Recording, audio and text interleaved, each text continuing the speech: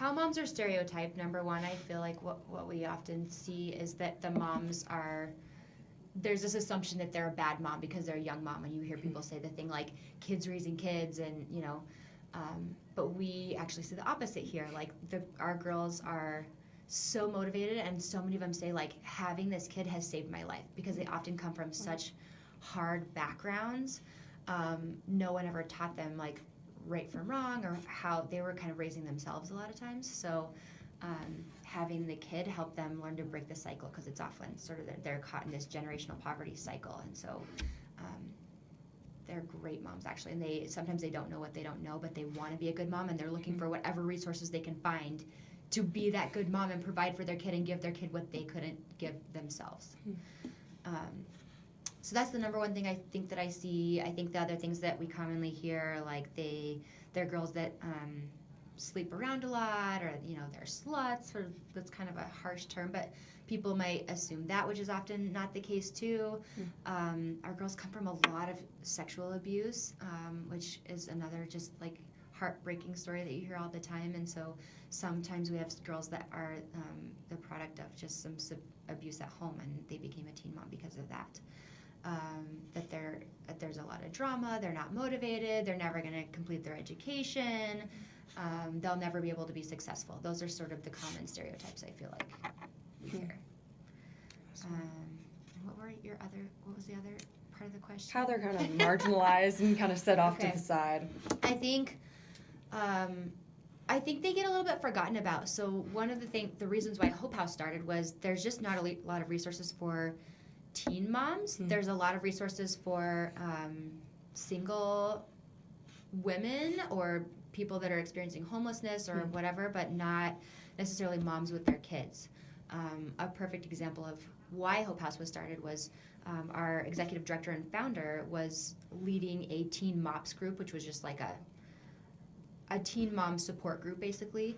And these group of girls that she was working with back in, I think it was 2001, there's so many of them were very transient. They're couch surfing a lot because their families kicked them out. Again, they come from this rough background, so they may have one family member that can take them in, but they're already really struggling and in poverty, and now their child had a child, and they're like, I can barely take care of you, let alone this now grandchild that I have. Wow.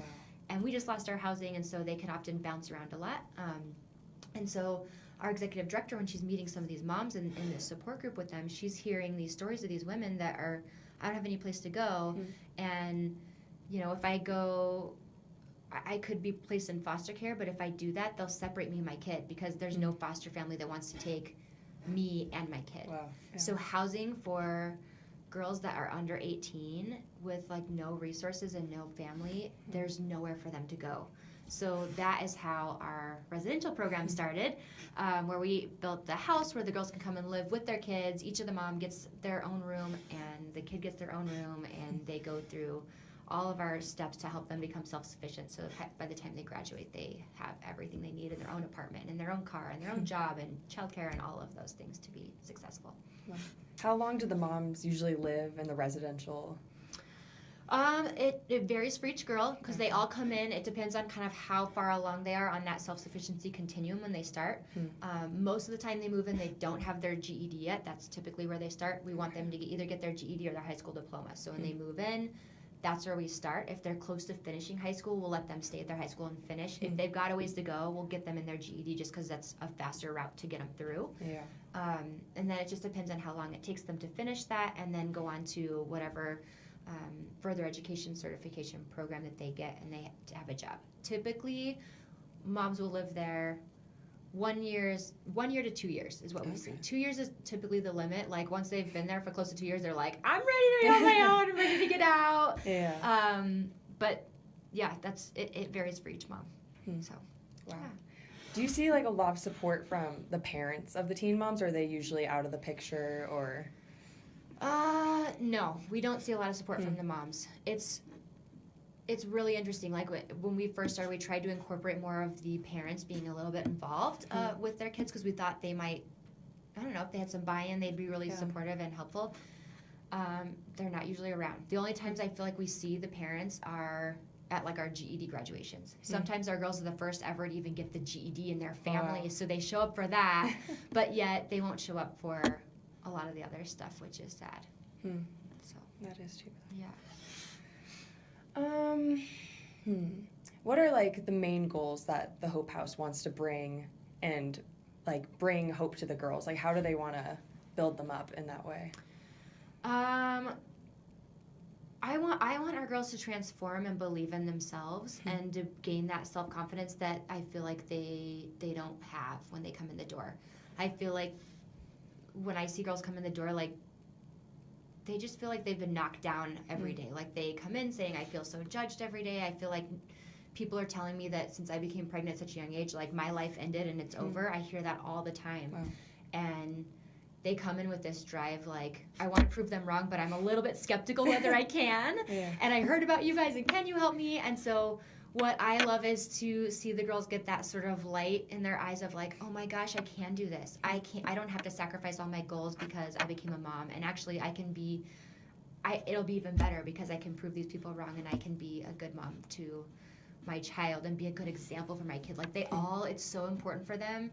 We hear them say it all the time, like, I want to be a good role model for my kid so that my kid can grow up and walk in my shoes and do the same thing that I did and show them how successful they can be. Wow.